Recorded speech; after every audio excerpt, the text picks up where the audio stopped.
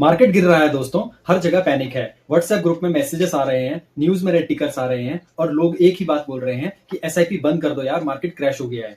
लेकिन सोचो जरा, जब शॉपिंग मॉल में सेल लगती है तब आप शॉपिंग बंद करते हो क्या? नहीं ना, क्योंकि आपको लगता है अभी तो चीजें सस्ती मिल रही हैं। मार्केट में भी वही लॉजिक अप्लाई होता है। ये गिरावट एक्चुअली एक सेल है जहां फ्यूचर के रिटर्न्स डिस्काउंट में मिल रहे हैं। अब देखो गलती कहां होती है। जैसे ही मार्केट 5 से 10% नीचे आता है, लोग घबरा जाते हैं। उन्हें लगता है कि अभी एसआईपी में इन्वेस्टेड रहने से लॉस हो रहा है, तो या तो एसआईपी रोक देते हैं या होल्ड कर देते हैं, या कुछ लोग विड्रॉ भी कर लेते हैं। पर एक्चुअल में वो फ्यूचर में होने वाले प्रॉफिट को मिस कर रहे होते हैं। बिना डिटेल में जाने सिर्फ इमोशंस के बेसिस पे ही डिसीजन ले लेते हैं और अपनी एसआईपी को रोक देते हैं। देखिए, आपको सिंपल लैंग्वेज में समझाता हूं। एसआईपी एक ऐसा सिस्टम है जहां आप हर महीने एक फिक्स्ड अमाउंट इन्वेस्ट करते हो, चाहे मार्केट अपर हो या नीचे हो। इसका मैजिक ये है कि आप ऑटोमेटिकली रुपी कॉस्ट एवरेजिंग करते हो। जब मार्केट गिरता है, एनएवी कम हो जाती है और आपको ज्यादा यूनिट मिलती है। मतलब आप लो प्राइस पर ज्यादा बाय कर रहे हो। ये छोटी छोटी गिरावट ही फ्यूचर में आपके रिटर्न्स को बूस्ट करती है। समझते हैं, प्रैक्टिकल वे में समझाता हूं आपको। अगर आप हर महीने 10,000 रुपए की एसआईपी करते हो, तो जब एनएवी 50 रुपए का है तो आपको मिलते हैं 200 यूनिट। यानी कि 10,000 रुपए इन्वेस्ट करने में 50 रुपए के हिसाब से आपको मंथली 200 यूनिट्स मिल गए। लेकिन अब मार्केट गिर गया है, एनएवी हो गया है 40 रुपीज का किसी फंड का, तो अब आपको मिल रहे हैं 250 यूनिट्स। जब मार्केट रिकवर करके 60 रुपए पे आया तो टोटल 450 यूनिट्स की वैल्यू हो गई 27,000 रुपए। आपने इन्वेस्ट किया 20,000 रुपए और बन गए 7,000 रुपए का प्रॉफिट। ऐसा सिर्फ इसलिए हुआ क्योंकि आपने पैनिक नहीं किया, अपनी एसआईपी को कंटिन्यू रखा जब मार्केट डाउन थी।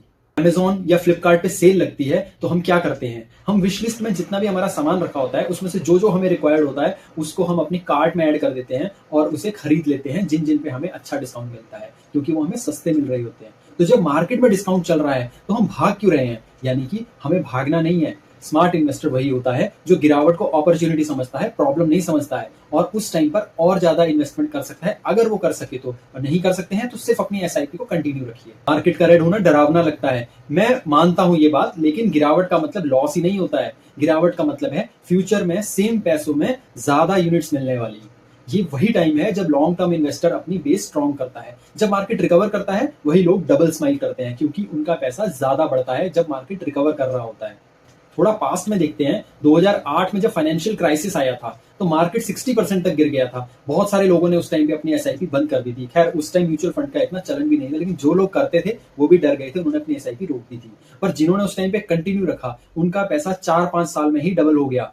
फिर 2020 में भी आप देखेंगे तो कोविड क्रैश में भी ऐसा ही हुआ था। निफ्टी 12,000 से 7,500 पॉइंट तक गिर गया था। जो डर गए थे उन्होंने लॉस बुक कर लिया, यानी कि उन्होंने जितना पैसा था उतना निकलवा लिया। लेकिन जिनकी एसआईपी चलती रही, जो एसआईपी चला रहे थे, 3 साल में उन्होंने अपने कैपिटल को 2 गुना तक कर लिया। हिस्ट्री बार बार एक ही बात कहती है, मार्केट हमेशा रिकवर करती ही है।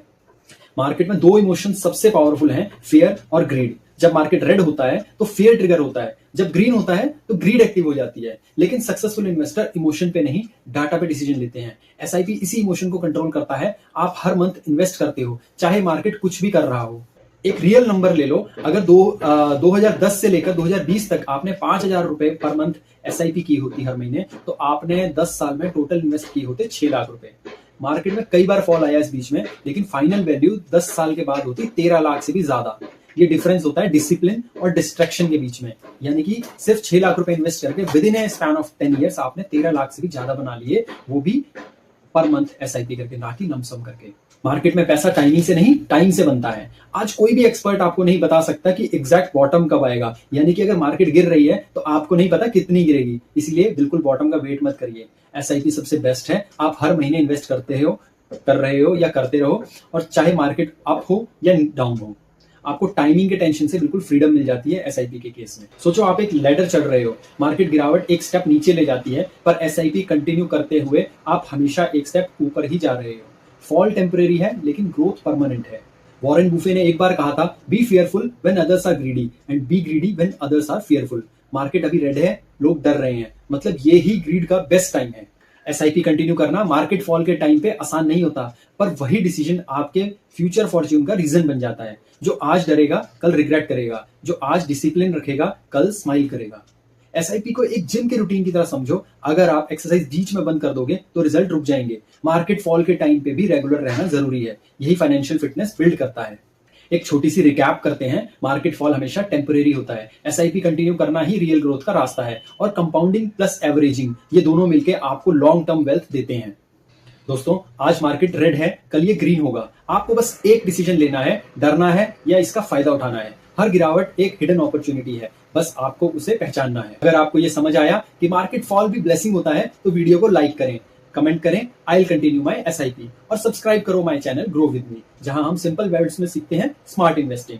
याद रखो, वेल्थ उन्हीं के लिए बनती है जो मार्केट के नॉइज से ज्यादा अपने प्लान पर फोकस करते हैं। मार्केट फॉल सिर्फ एक टेस्ट है, पास करोगे तो फाइनेंशियल फ्रीडम तुम्हारा ही होगा। Thank you.